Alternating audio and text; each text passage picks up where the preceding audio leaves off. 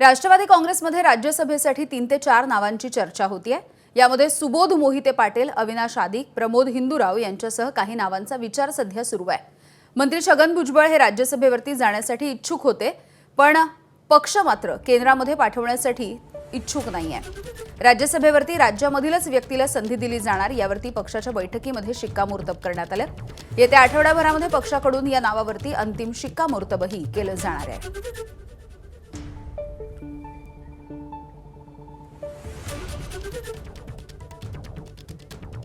सोमेश कोलगे आमचे प्रतिनिधी आपल्याला या संदर्भातली माहिती देतात। सोमेश, राष्ट्रवादीमध्ये सध्या राज्यसभेसाठी नेमकं कुणाला पाठवायचं याची चाचपणी सुरू होतीये।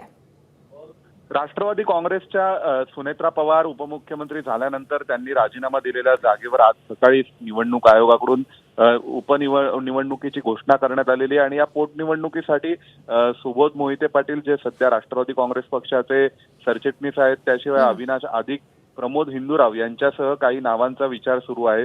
एकूण 3 ते 4 नावांवरती विचार सुरू असल्याचं कळतंय। यामध्ये सुबोध मोहिते पाटील आहेत, अजित पवारांचे निकटवर्तीय असलेले प्रमोद हिंदूराव आहेत, अविनाश आदिक आहेत।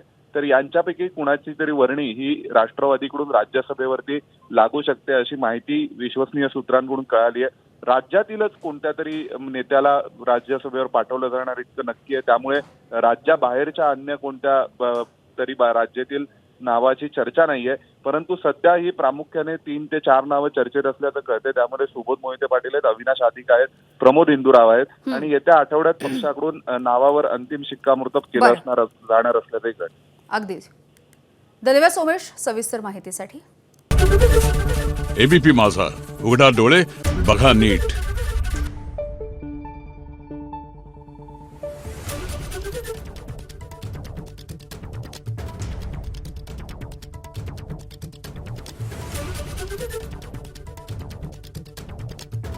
Thank you.